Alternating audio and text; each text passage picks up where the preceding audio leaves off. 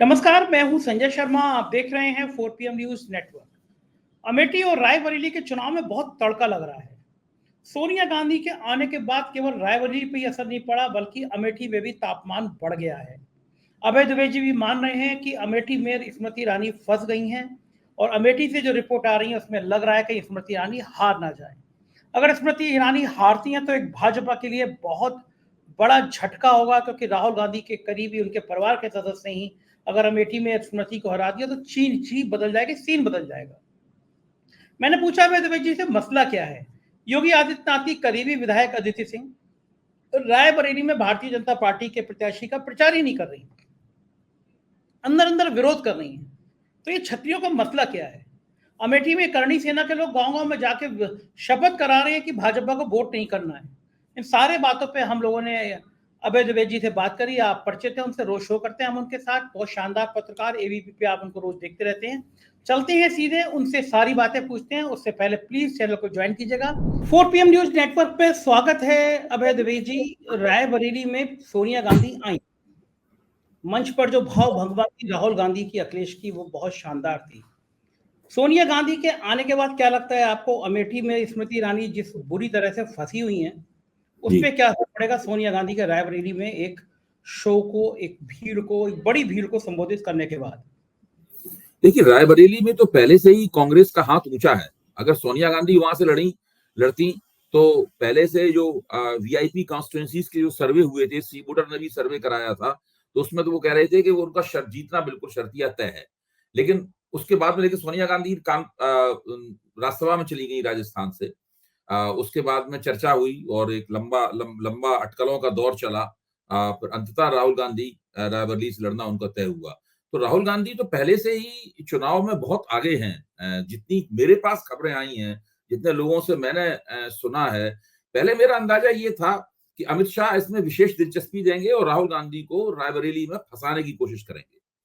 तो भाजपा के नेता ये तो बोल रहे हैं कि राहुल गांधी रायबरेली से भी हार जाएंगे, ये तो उन्हें बोल नहीं है, ये तो ना कहेंगे राहुल गांधी रायबरेली से जीत जाएंगे। लेकिन ऐसी कोई खबर नहीं आ रही है कि भाजपा नेता उन्हें वहां फंसाने में कामयाब हो गए हैं। मुझे लगता है कि रायबरेली का नतीजा स्पष्ट है, केवल उसकी घोषणा होनी बाकी है। जहां तक रायबरेली से लगे हुए निर्वाचन क्षेत्रों का सवाल है, जैसे कि अमेठी, जो राहुल गांधी का पुराना निर्वाचन क्षेत्र है, वहां पर स्मृति ईरानी के खेमे ने एक ठंडी सांस ली थी जब उन्हें पता चला कि राहुल गांधी वहां से चुनाव नहीं लड़ने वाले हैं और जो उनका टिकट है वो किशोरी लाल जी को, किशोरी लाल शर्मा को होने वाला है। लेकिन उन्हें इसका अंदाजा नहीं था कि वो स्मृति ईरानी का चुनाव किशोरी लाल जी के मुकाबले फंस सकता है। राहुल गांधी के मुकाबले अगर उनका चुनाव फंसता तो बात थी। अच्छा, दूसरे, स्मृति ईरानी को दो तरह के नुकसान हुए इससे। एक नुकसान तो ये हुआ कि राहुल गांधी के खिलाफ लड़ने से उन्हें जो महत्व मिलता था वो महत्व मिलना बंद हो गया। तो राहुल गांधी चुनाव लड़ ही नहीं रहे वहां से, तो वो जो एक राष्ट्रीय अंतरराष्ट्रीय इंपॉर्टेंस प्राप्त हो जाती थी, वो इंपॉर्टेंस अब उनके लिए उपलब्ध नहीं है। दूसरी ओर किशोरी लाल जी चूंकि उस इलाके में ही सन 80 के दशक से ही लगे हुए हैं, एक एक कार्यकर्ता को जानते हैं, एक एक चौराहे को जानते हैं, एक एक गांव को जानते हैं। वही दरअसल कांग्रेस के आला कमान से जब कांग्रेस सरकार में थी तो वही दरअसल वहां के लोगों के काम करवाया करते थे। कांग्रेस का कोई ऐसा नेता नहीं है जो उनको ना जानता हो। वो भाजपा के लोगों से भी पूरी तरह अच्छी तरह वाकिफ हैं। वो केवल कांग्रेस के लोगों से नहीं है, बीजेपी के लोगों से भी वाकिफ हैं। तो वो असल में स्मृति ईरानी को बड़ी जबरदस्त टक्कर दे रहे हैं। और इस चक्कर में हो ये रहा है कि बजाय इसके कि अमेठी का चुनाव फंसता, रायबरेली का चुनाव फंसता, अमेठी का चुनाव फंस गया। हाँ, ये बात तो बिल्कुल ठीक है। लेकिन एक मजेदार बात रायबरेली में भी देखने को मिली, जो इसका हम शुरू से जिक्र करते रहे हैं। हमने कहा कि योगी आदित्यनाथ के जो करीबी ठाकुर नेता हैं, उनकी नाराजगी, उनकी बगावत, उनकी शैली कुछ ना कुछ चर्चाओं का विषय डाल रही है। रायबरेली की विधायक हैं, सदर विधायक हैं अदिति सिंह, बड़ी चर्चित विधायक है। कांग्रेस छोड़कर भारतीय जनता पार्टी में आई थी, और जब आई थी तो उनके पिता बाहुबली रहे, अखिलेश सिंह लगातार निर्दलीय विधायक रहे, बड़ा रुतबा हुआ करता था उनका, बाहुबली थे वो। अदिति सिंह को योगी आदित्यनाथ का बहुत करीबी बताया जाता है। और जो प्रत्याशी हैं दिनेश सिंह, वो सब जानते हैं वो अमित शाह के करीबी हैं। वो भी कांग्रेस से अमित शाह ही तोड़कर लाए थे उनको। रायबरेली के विधायक है अदिति सिंह। अमित शाह आए, योगी आदित्यनाथ आए, लेकिन वो दिनेश सिंह के प्रचार में नहीं गई। बड़ी चर्चाओं का बाजार गर्म है कि योगी आदित्यनाथ की इतनी करीबी ठाकुर विधायक आखुड़ प्रत्याशी रायबरेली का दिनेश प्रताप सिंह, बल्कि उन्होंने ट्विटर पर लिख दिया कि हम अपना गुरूर तो नहीं तोड़ने देंगे और एहसान चुकाने की, इस तरह का बड़ा डायलॉग भरा एक उनका ट्वीट बड़ा वायरल हो गया। तो क्या मैसेज है कि योगी आदित्यनाथ के करीबी लोग दिनेश सिंह के अगर चुनाव में नहीं जुट रहे हैं, इतने करीबी होने के बाद नहीं जुट रहे हैं, तो इसका मैसेज क्या है? देखिए, आपका ये जो सवाल है मेरे सामने उत्तर प्रदेश की राजनीतिक परिस्थिति के बारे में एक व्यापक परिप्रेक्ष्य भी प्रस्तुत करता है, और इस परिप्रेक्ष्य का महत्व तो रायबरेली और अमेठी से परे जाता है, और उसके ऊपर तो है ही, उस पर तो मैं बोलूंगा ही, परे जाता है। देखिए, इस वक्त उत्तर प्रदेश में भारतीय जनता पार्टी का जो कार्यकर्ता हैं और मझोले स्तर के जो नेता हैं, उनके बीच में काफी भ्रम की स्थिति है, और उस भ्रम की स्थिति ने, एक तो राजपूतों के रवैये के कारण भ्रम की स्थिति बनी है। राजपूतों ने जिस तरीके से भारतीय जनता पार्टी के प्रति एक आलोचनात्मक रवैया अख्तियार किया है, सक्रिय आलोचनात्मक रवैया अख्तियार किया, पश्चिमी उत्तर प्रदेश में तो वो बहुत है, दूसरे इलाकों में भी है, एक तो उसकी वजह से हुआ है, फिर अरविंद केजरीवाल ने जो वक्तव्य दिया है उसकी वजह से भी काफी हुआ है। और अरविंद केजरीवाल ने जो अखिलेश के बगल में बैठ के जो बात कही, वो बात बहुत मार्के की है। उन्होंने कहा कि सब मेरे बयान पे सब कुछ कहा है, उन्होंने ये स्पष्ट रूप से नहीं कहा कि योगी को नहीं हटाया जाएगा। यहां तक के मोदी मीडिया चलाने लगा है कि भाई मोदी और योगी ने केजरीवाल की बात के धुएं निकाल दिए वगैरह वगैरह, ये सब चल रहा है जो भाषण वहां पे हुआ वहां पे। और उसमें मोदी जब किसी की तारीफ करते हैं तो लोगों का आजकल उसके ऊपर शक बढ़ जाता है कि पता नहीं इसके खिलाफ क्या साजिश कर रहे होंगे इसको हटाने की। मनोहर लाल खट्टर की कितनी तारीफ की थी उन्होंने इसमें गुड़गांव में, तो हम लोग तो समझ रहे थे मनोहर लाल खट्टर लगातार हरियाणा के मुख्यमंत्री पद पर जमे रहेंगे, अंगद की तरह उनका पांव जमा रहेगा, लेकिन अगले दिन ही पता चला उनको मुख्यमंत्री पद से इस्तीफा देना पड़ गया। उत्तराखंड में भी उत्तराखंड में मुख्यमंत्री की तारीफ करी और हाथ जमाया, 24 घंटे बाद वो भी हट गए। बिल्कुल, इन घटनाओं ने नरेंद्र मोदी द्वारा की जाने वाली तारीफ पे से लोगों का भरोसा हटा दिया। अच्छा, तो ये जो बात हुई है ना, एक भाजपा के नेतृत्व द्वारा बहुत ही स्पष्ट रूप से, इसको अंग्रेजी में कहते हैं कैटेगोरिकली इसका खंडन न किया जाना। इसी तरीके से शुरू में जो संविधान बदलने वाली बात आई थी, उसका भी भाजपा के लोगों ने कैटेगोरिकली खंडन नहीं किया, ये मान के चला कि लोग समझ जाएंगे कि ऐसा हम चाहते हैं। ऐसा नहीं है। लोगों ने तो ये पूछना शुरू कर दिया, दलितों में खास तौर से, कि आपको 370 सीटें क्यों चाहिए? भाई 300 में काम आपका ठीक चल रहा है, आपने जो चाहते तो कर लिया। कौन सा ऐसा काम है जो 300 सीटों में नरेंद्र मोदी ने नहीं किया? सारे काम कर लिए उन्होंने 300 सीटों में। जो 300 सीटों में काम चल रहा है, 370 क्यों मांग रहे हो? इसका मतलब है तुम कुछ ऐसा करना चाहते हो जो कि 300 में नहीं हो सकता। ऐसा काम तो एक ही है, संविधान नहीं बदला जा सकता 300 सीटों में, 370 चाहिए, उसके लिए 2/3 चाहिए।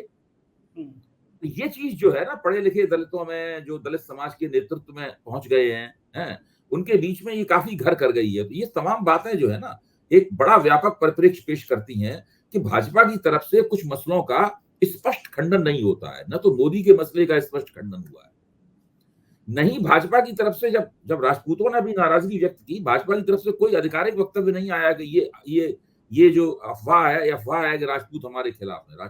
राजपूत समाज के किसी प्रतिनिधि द्वारा कुछ कहलवाया नहीं गया, कोई इस तरह की सार्वजनिक मतलब पेशबंदी नहीं की गई जिससे लोगों को मैसेज जाए कि ये गलत है अफवाह कि राजपूत हमारे खिलाफ है। भाजपा ने भी दरअसल जो रणनीति अपनाई है उसमें इन अफवाहों को फैलने दिया गया और इनको थोड़ी सी प्रामाणिकता भी मिली। जी अच्छा, क्यों फैलने दिया बीजेपी ने? क्यों इससे फायदा क्या होगा? बहुत ज्यादा जोर मोदी के ऊपर है। मोदी के ऊपर इतना जोर है कि वो मानते हैं कि सब कुछ इन्हीं की वजह से हो जाएगा। पहले क्या होता था कि बीजेपी कोशिश करती थी कि सारे बॉक्सेस को टिक कर दे। इस बार मुझे लगता है कि वो ऐसी कोशिश नहीं कर रहे हैं। उनका मानना है कि मोदी जी सब कर देंगे। तो ये इस चीज से क्या होता है कि भाई मोदी मान लो कोई बात बोलना चाहते हैं, तो मान लो वो उन्होंने पहले भाषण में ना बोल के साथ में भाषण में बोली, तो उस वक्त तक वो बात फैल जाती। और इतना ज्यादा पूरे चुनाव का प्रबंधन इतना सेंट्रलाइज है, हाईली सेंट्रलाइज है कि जब तक चुनाव का प्रबंधन करने वाली उनकी जो बॉडी है, उनकी जो कमेटी है, जब तक उस चीज को इजाजत नहीं देगी वो काम नहीं होगा, वो बयान नहीं दिया जाएगा, कुछ नहीं होगा। तो सब चीजें जकड़ में है। ऐसी जगड़ का फायदा भी होता है, गलतियां कम होती हैं सब, लेकिन उसका ऐसे मौके पे नुकसान भी होता है। बहुत लचीले ढंग से चीजें चलनी चाहिए जो लचीले ढंग से नहीं चल रही हैं। इससे क्या हो गया होता है कि दूसरों की पहलकदमी खत्म हो जाती है, बड़े नेता वगैरह भी नहीं बोलते हैं वो वहीं बोलते हैं जहां बहुत जरूरी होता है, वरना वो चुप रहते हैं। इन सब चीजों से भाजपा की पूरी चुनाव मुहिम को वो फायदा नहीं हो रहा है जो फायदा 2019 में और 2014 में उन्होंने उठाया था। बिल्कुल ठीक कह रहे हो। मजे की बात यह है कि अभय जी, अमेठी में राजस्थान की करणी सेना आ गई है।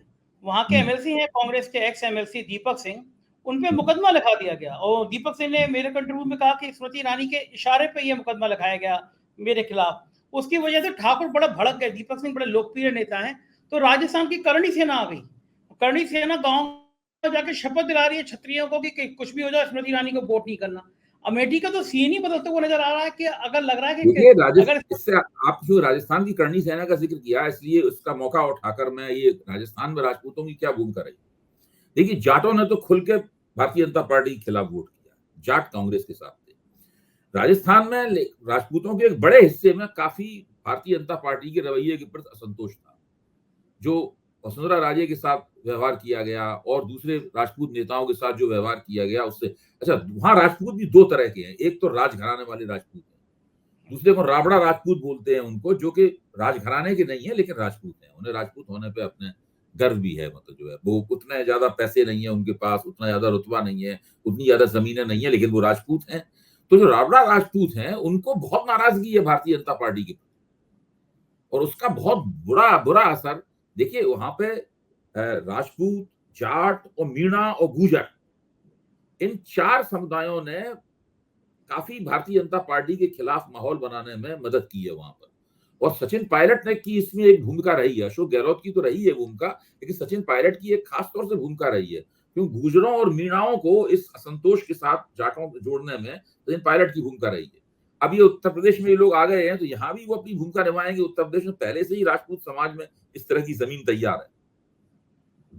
लोग कह रहे हैं कि अमेठी के प्रभारी गहलोत बने तो गहलोत अपने संग संग ले आए करणी सेना को भी राजस्थान से। जी जी जी, मैंने बताया ना कि गहलोत की भूमिका तो उसमें होगी, और गहलोत अच्छी तरीके से जानते हैं कि किस तरह से चुनाव का प्रबंधन किया जाता है और किस प्रकार की रणनीतिक चालें चली जाती हैं। कल मैं एक शो कर रहा था, उसमें एक बात निकल के आई राजीव रंजन के साथ में, और उन्होंने कहा कि देश का न्यूक्लियर बटन जो होता है प्राइम मिनिस्टर के पास होता है। न्यूक्लियर पावर का इस्तेमाल करनी है, ये प्रधानमंत्री को फैसला करना होता है। उन्होंने इस सवाल उठाया कि बार बार प्रधानमंत्री रो रहे हैं, इसका मतलब ये कि मानसिक रूप से थोड़े से थक गए हैं, वो थोड़े परेशान है वो। फिर उन्होंने कहा कि क्या ऐसे व्यक्ति से जो इतने मानसिक रूप से स्वस्थ ना हो, रोना एक सामान्य लक्षण नहीं है। दुनिया के किसी देश के प्रधानमंत्री को हमने रोते हुए नहीं देखा है। उन्होंने सवाल उठाया कि क्या ऐसे व्यक्ति को क्या न्यूक्लियर बटन उसके हाथ में होना उचित है? क्या देश को ऐसे प्रधानमंत्री उचित है? आपका मानना क्या है? प्रधानमंत्री रोते हुए बार बार प्रधानमंत्री को रोना नहीं चाहिए। देखिए एक तो प्रधानमंत्री रो रहे हैं, दूसरे उनके रोने की पहले विपक्ष ने भविष्यवाणी कर दी थी। मैंने भी कर दी थी, मैंने भी कहा राहुल गांधी ने पहली भविष्यवाणी कर दी थी कि रोने ही वाले हैं, और जैसे ही राहुल गांधी ने कहा वैसे ही उन्होंने सिलसिलेवार रोना शुरू कर दिया। राहुल गांधी ने एक बार कहा, वो कई बार रोए। तो मेरा ये प्रधानमंत्री को सब नहीं करना चाहिए भाई। मैं पहले ही कहता था कि हमारे प्रधानमंत्री का व्यक्तित्व नाटकीय है, कुछ अधिक नाटकीय व्यक्तित्व है, उसमें वो कुछ भी कर सकते हैं अपने नाटकीयता के कारण। पूरा कैमरा वैमरा लगवाते हैं, सभी करते हैं, लेकिन ये जो रोना है उनका बार बार, इससे लोगों को शक हो सकता है कि ये कुछ जिसे कहते हैं ना कि थोड़ा विचलित है।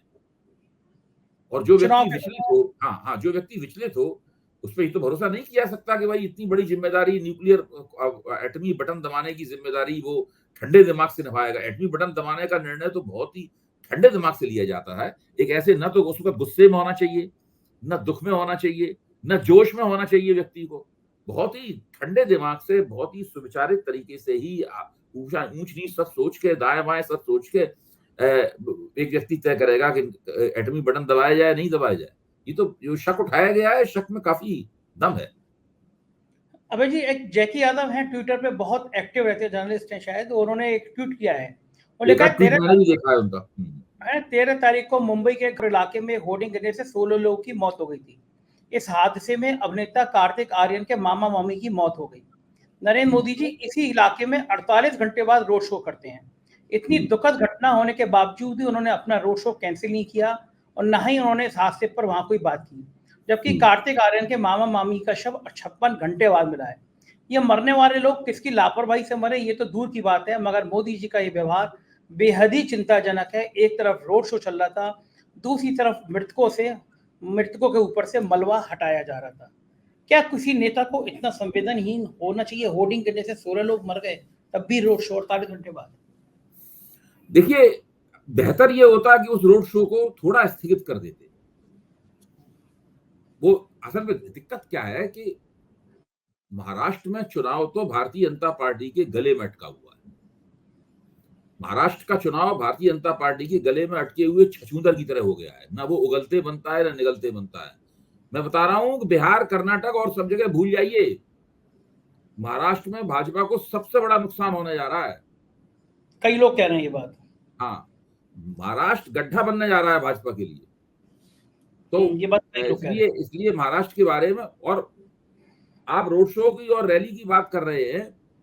पिछले 2019 के चुनाव में केवल नरेंद्र मोदी ने पूरे चुनाव में 5 रैलियां की थी महाराष्ट्र में। इस बार जब रैलियां उनकी खत्म होंगी तब 28 से ज्यादा उनकी संख्या हो जाएगी। अरे बाप रे बाप, 5 गुना ज्यादा, 6 गुना ज्यादा। हाँ, इससे आप अंदाजा लगाइए कि वो कितने ज्यादा विचलित हैं और कितनी परेशानी में हैं महाराष्ट्र में। महाराष्ट्र उत्तर प्रदेश के बाद सबसे बड़ा प्रांत है। 48 सीटें हैं वहां पर, 48। उत्तर प्रदेश से 32 कम, और किसी राज्य में इतनी सीटें नहीं है। तो महाराष्ट्र में तो बहुत बड़ा गड्ढा होने जा रहा है उनके लिए। इतनी ज्यादा सीटों को कोई असर पड़ेगा कि अगर इतनी सीटें अगर हार गए वो बीजेपी, तो फिर राष्ट्र पे तो बहुत बड़ा असर पड़ेगा। नहीं होगी, वो भूल जाइए बात, बीजेपी वाले भूल जाइए, कहीं से भरपाई नहीं होने वाली है। 5 सीटों की भरपाई नहीं होगी। अगर 20 सीटें कम हो जाएंगी तो उसकी भरपाई कहां से होगी? देखिए, महाराष्ट्र, कर्नाटक और बिहार ही केवल भारतीय जनता पार्टी को बहुमत से नीचे कर देंगे। ये बड़ी सेंसिटिव बात कह रहे हैं आप, बड़ी 3 प्रांत ही उनको बहुमत से नीचे कर देंगे। बाकी और जगहों पर सीटें कम होंगी, मुझसे और ज्यादा नीचे जाएगा। बड़ा संवेदनशील बात कह रहे हैं, और बाकी में लग भी रहा है कुछ कुछ। एक बार आप बताइए देखिए, कर्नाटक में भारतीय जनता पार्टी के समर्थक भी कहते हैं कि 10-12 सीटें कम हो जाएंगी। बिहार में सब लोग कहते हैं कि 10-12 सीटें कम हो जाएंगी। कर्नाटक में 15 से कम नुकसान होगा नहीं, तो 35 हो गई। केवल 32 सीटें तो बहुमत से ज्यादा है उनकी, बहुमत से नीचे आ गए। अच्छा, मान लीजिए बहुमत से कम आते भी हैं, 265 भी आ जाते हैं मान लीजिए, तो मोदी जी का जो ग्लैमर है कि मैं कुछ भी कर सकता हूँ, मैं भगवान विष्णु का अवतार हूँ, लोग उनके लिए कहते हैं, और जो तानाशाही है, इस पे कुछ असर पड़ेगा? कुछ ढीले होंगे? देखिए, जैसे ही बहुमत से वो नीचे आएंगे, वैसे ही उनके नेतृत्व और उनकी लोकप्रियता, उनका जो रंग रुतबा है, वो उन सबके ऊपर एक सवालिया निशान लग जाएगा। भाजपा में जो लोग दबे पड़े हुए हैं, बोल नहीं रहे हैं, मौके का इंतजार कर रहे हैं, वो सब बोलने लग जाएंगे। असली बात यह है कि भाजपा के जो आलोचना भाजपा के बाहर होती है, वो भाजपा के अंदर होनी शुरू होगी। जितनी सीटें कम होंगी, वो आलोचना उतनी ही जोर से सुनाई पड़ेगी उसके अंदर। ये चीज इस मोदी को फिर भाजपा के अंदर भी फाइट करनी पड़ेगी, बाहर नहीं फाइट करनी पड़ेगी। इन बातों को समझने की जरूरत है हम लोगों को।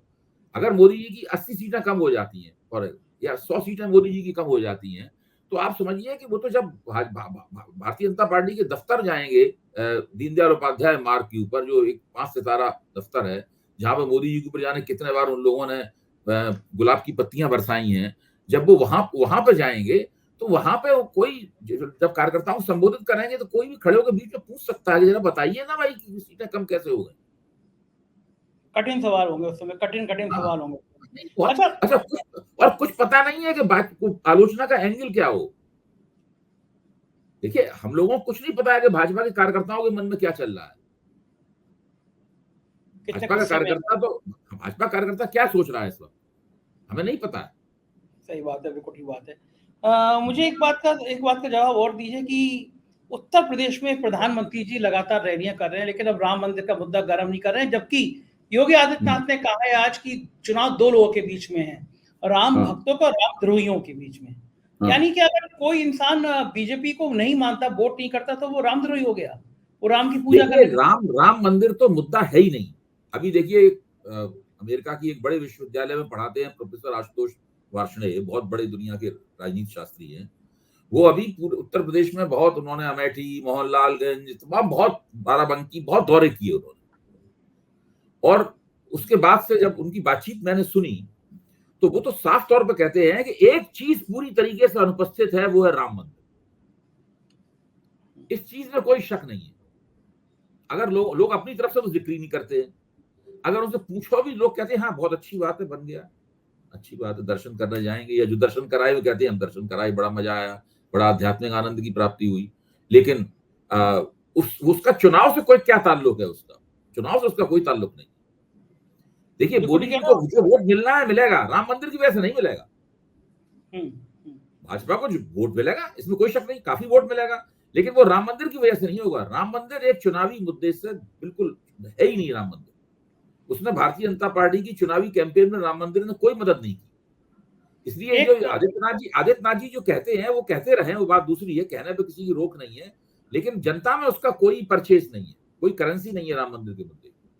एक मुद्दा और राजनीति में गर्म है, भाजपा वाले जो कहते हैं ना कि इतने सारे हमने 370 हटाई, हमने राम मंदिर बनाया, हमने 3 तलाक कराया, पब्लिक को इन चीजों में कोई दिलचस्पी नहीं। इस चुनाव ने साफ कर दिया, भाजपा के जो विचारधारात्मक मुद्दे हैं उससे कोई प्रभावित नहीं है। वो भाजपा की अपनी और राष्ट्रीय स्वयंसेवक संघ का अपना एजेंडा है, वो अपने करते रहे, पूरा करें ना करें वो जाने, वो कार्यकर्ताओं के लिए है। असल में वो मसला जो है, जो भाजपा के कार्यकर्ता संघ के स्वयंसेवक हैं उनके लिए है, वो आम लोगों के लिए नहीं है, जो भाजपा के सदस्य नहीं है, जो उनका वो जो बैठे हुए हैं, वो केवल अपने जिंदगी से ताल्लुक रखते हैं, उनके लिए है मसला, उनके लिए मसला नहीं है वो।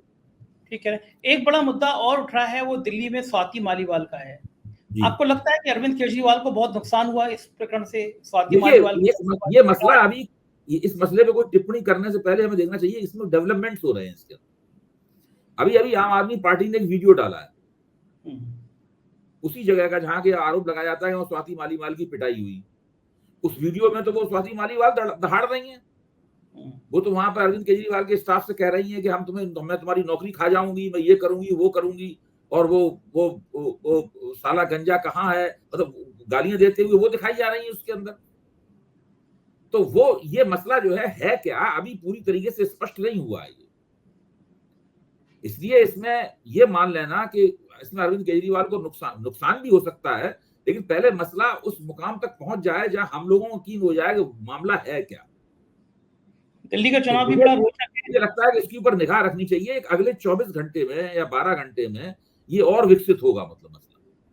दिल्ली का चुनाव रोचक भी है। कन्हैया कुमार की सीट को लेकर बड़ी एक और मैं बात बता दूं, मैं राष्ट्रीय महिला आयोग की सदस्य हैं, जो वो के अध्यक्ष हैं, जो रेखा जी, उनकी बातों से या निर्मला सीतारमण की बातों से बिल्कुल प्रभावित नहीं हूं। महिलाओं के सम्मान की रक्षा में भाजपा का रिकॉर्ड बहुत खराब है, और राष्ट्रीय महिला आयोग का रिकॉर्ड बहुत खराब है। ये लोग हाईकोर्ट जांच पड़ताल करने क्यों नहीं गए? ये लोग विभूषण शर्मा के खिलाफ जांच पड़ताल करने क्यों नहीं गए? जब बीजेपी को राजनीतिक जरूरत होती है तभी ये पहुंच जाए। और वो रेखा शर्मा लगता है जितना बीजेपी वाली बताते उतना ही बोलती है, पूछ के बात करती है उनसे वो। हाँ। ये लगता है ये कन्हैया कुमार की सीट को लेकर बड़ी चर्चा है। कन्हैया कुमार का क्या लगता है आपको? देखिए, उनको उतारा गया है, वो संघर्ष कर रहे हैं कांग्रेस के अंदर, कांग्रेस के उम्मीदवार हैं, कांग्रेस के अंदर उनकी उम्मीदवारी का भी विरोध हुआ था। भारी उम्मीदवार है उनका, और जो दूसरे हैं, अभी नाम ध्यान आ जाएगा, वो दलित हैं जो, उनकी उम्मीदवारी का विरोध हुआ था काफी, उदित राज का। और अरविंद केजरीवाल आए हैं, वो कन्हैया कुमार के लिए प्रचार करेंगे। कन्हैया कुमार जाते ही सब जानते थे अरविंद केजरीवाल का प्रचार बहुत अच्छा रहेगा, तो इसलिए वो उनकी पत्नी से मिले भी थे, आते ही पर्चा भरने से पहले ही मिले थे। तो कन्हैया बहुत अच्छे वक्ता है, चुनाव तो शानदार लड़ेंगे, परिणाम क्या होता है देखने की बात है। बहुत शुक्रिया अभय जी, आपने इतनी सारी राजनीति की बातें सुनाई, बहुत बहुत आभार। सुना आपने ये अभय दुबे जी, और किस तरह इन्होंने राजनीति की सारी बातें हमको समझाई। मुझको यकीन है ये बातचीत आपको पसंद आई होगी। अपनी राय से अवगत कराइएगा। शुक्रिया, थैंक यू।